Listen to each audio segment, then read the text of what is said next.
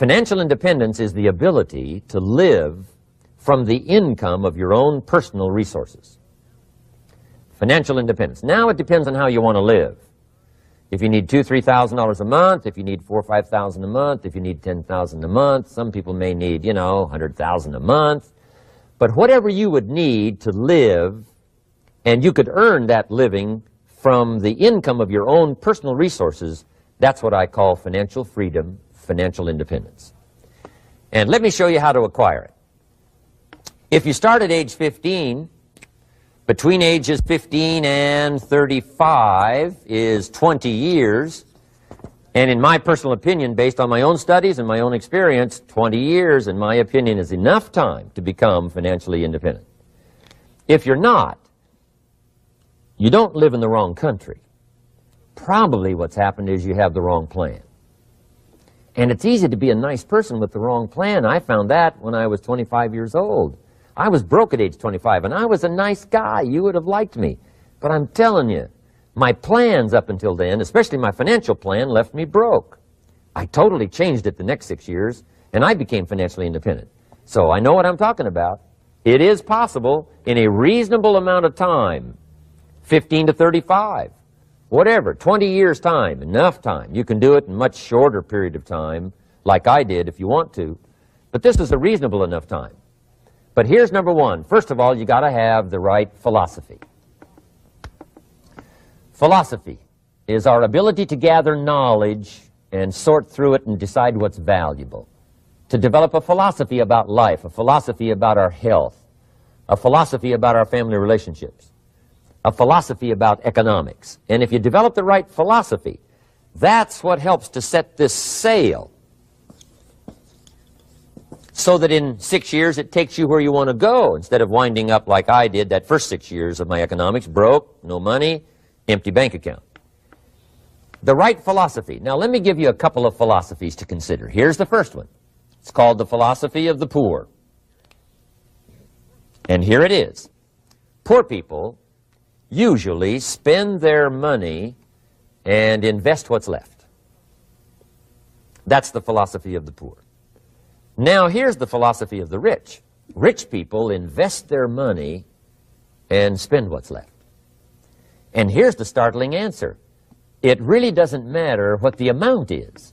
What's most important is not the amount. What's really important is the philosophy. So I would ask you to adopt this philosophy of spending after you have invested. Invest first, then spend. And I've got a little formula that I'm going to share with you. Now, what should a child do with $1? I mean, there's a lot of debate going on, I'm sure, across the country on what a child should do with $1. Here's one opinion. It's only a child and it's only $1. What difference does it make? Well, in my opinion, it makes all the difference in the world. A person's economic future starts with a child with $1. Somebody says, oh, no, you're only young once. Let him spend it all. Well, when would you hope that would stop? Somebody says, well, wait till he's 50 and broke like me, and then he'll learn. Well, no, we don't want to wait that long. If I would have known earlier than age 25, I would have changed. In high school, if they would have had classes called Wealth 1, Wealth 2, I'd have taken both classes. I would not have waited until age 25. So, the earlier the better. So, what should a child do with $1? Here's the simple premise to begin with. Don't spend it all. And if a child wants to spend the whole dollar, you got to say, hey, don't spend it all. Don't spend it all. They'll say, why not? It's my dollar. I earned it. You say, I know you earned it, but don't spend it all. They'll still say, why not? Say, let me show you why not. So you put them in your car, take them to the other side of town, and show them where people live that spend the whole dollar. You just drive them around. Kids learn best by visual. Just drive around and say, would you like to live here? Kid says, no. Would you like to live like these people live? Kid says, no, no. Then you can't spend the whole dollar. So, kids will get the message. So, take them to the other side of town and show them around, unless you already live there, and then just show them around. Anyway, don't spend the whole dollar. Now, let me give you my best view of what to do with $1. And I promise you, if you started at age 15, now if you're over 15, right, You've still got plenty of time. You still got 20 years. You know, if you're 30, you still got 20 years. I mean, you know, you still got plenty of time to start what I'm about to share with you. What to do with $1. Here's my first bit of advice. Never spend more than 70 cents. Never spend more than 70 cents. Now, you got to pick some number, and the number you pick is going to be determined by your philosophy. It's going to be determined by what you've been taught or your experience teaching yourself. When I first met my teacher, Mr. Schoaf, I was at about 110% of each dollar. You know, I'm down at budget finance, hawking my furniture and my car one more time. And then I learned a whole better formula for financial independence. Number one, don't spend more than 70 cents. Now, kids say to me, well, okay, what do I do with the other 30 cents? And here's what I teach them. 10 cents for charity. Charity or church, or helping people that can't help themselves. 10 cents to support worthy projects. Projects that you feel good about. 10 cents out of every dollar. It's called being generous with part of what you've taken out of society. Now, in my opinion, nothing teaches us character better than generosity. No class, no teacher, no book teaches character better than generosity. And the best time to start is when the amounts are small. And I know if kids learn these lessons well, they'll give a dime out of $1, help people that can't help themselves, support worthy projects. Or if you belong to a church, they teach tithe, piece of. That's very important. Now, because when the amounts get larger, sometimes it's a little more difficult. You know, giving 100,000 out of $1 million, someone says, oh, if I had $1 million, I'd give 100,000. I'm not sure. That's a lot of money. So the time to start is when the amounts are small. 10 cents out of the dollar. Okay, next 10 cents I call active capital. Active capital means do something to make a profit. Active capital. Set aside a portion of your income. Wages are okay, but I'm telling you, wages will make you a living. Profits will make you a fortune. So set aside part of your income as capital, called active capital. Any kind of project you can possibly think of, you can possibly come up with. I'm going to write a new book, I think, for kids. I think the title is going to be, Of Course, Kids Should Pay Taxes. It's kind of an interesting title. In California, kids do pay taxes. When a child walks into 7-Eleven, buys something that costs $1, the proprietor says, give me 7 more pennies. And the child says, hey, what's these 7 pennies for? And the proprietor says, that's the taxes. Kid says, well, hey, I'm only 8 years old. Proprietor says, congratulations, you're my youngest taxpayer. Give me the money. So in California, where I live, kids do pay taxes. Big question is, should they? And my book will answer that question. Of course, kids should pay taxes. Nothing is for free. If you want to ride your bicycle on the sidewalk instead of in the mud, you got to pay the 7 pennies. Nothing is free, so we all have to pay. So, 10 cents out of your living, out of the money you earn, set aside for capital. Capital to try your best to show a profit.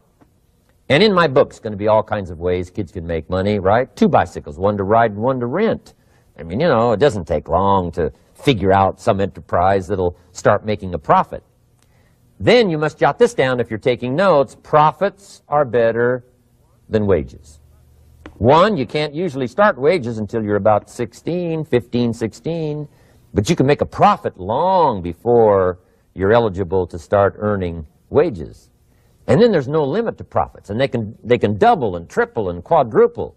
You know, there's no limit. It's incredible how fast profits can grow.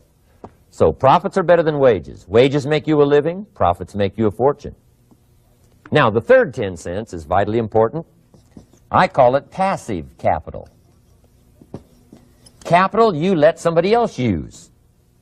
A financial institution, stocks and bonds, mutual funds, whatever.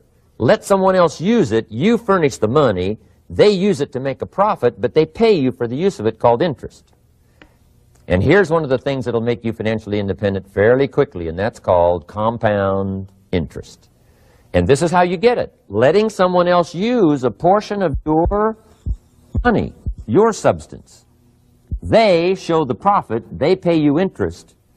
And this passive capital, I'm telling you, over a sustained period of time, if you'll develop this little 10, 10, 10, and 70, especially starting at age 15, I'm telling you, by the time you're 35, you will be financially independent. You'll have the ability to live from the income of your own resources. And then one more point on passive capital. There's a Bible philosophy. I'm an amateur on the Bible. But there's a Bible philosophy that teaches the borrower is servant to the lender. And if you want to be in a powerful position as you grow older, finally when you become mature, maybe have your own business, things have worked out for you for the future, the position you always want to be in is the power position. And that's called the lender. The lender is the power position. So if kids learn early enough, and then you ask them what they'd like to be when they grow up, I'm telling you, once they understand, they'll say, well, one of the things I want to be is one of those lenders. That's the power position, not the spender. No, you'll be pitied the rest of your life if you just become a spender. You got to become a lender. And I think this is the one formulas to follow. 10 cents out of every dollar. Let someone else use it. Be the lender, power position. Then try to show a profit. Can't we teach our children how to take $1, search the neighborhood, find a broken wagon, pay $1 for it, bring it home, you know, clean it up, sand it until it's clean, paint it red till it shines, straighten out the wheels till they're true, take it back to the neighborhood, sell it for $5? Anybody can do that. Now, does the child deserve $4 profit? And the answer is yes. Society now has a mended wagon. And that's what America's all about. Finding something, touching it, making it better, making a profit, taking part of your resources, helping people who can't help themselves. Let someone else use it to make a profit. Some projects require more capital than one person has. Exciting. And then let them pay you for the use of it. America's had this philosophy now all these years. Communism has taught all these years capital belongs in the hands of the state, not in the hands of the people. We've been teaching all these years capital belongs in the hands of the people, not in the hands of the state. And we turned out to be right. Capital in the hands of the kids, capital in the hands of the people. Enterprises that make a profit, enterprises that grow. It's the hope of our future. So that little simple formula, I hope, will help you. Now, one more key on financial independence, and that is attitude. Attitude. Here's number one. I used to say, I hate to pay my bills. My teacher straightened me out on that. He said, let's see, Mr. Rohn, what you hate to do is pay $100 on an account and reduce your liabilities and increase your assets. I said, well, no, not if you look at it that way. He said, well, it all depends on how you look at it. So wouldn't you love to pay your bills, reduce your liabilities, increase your assets? You got to have that kind of attitude.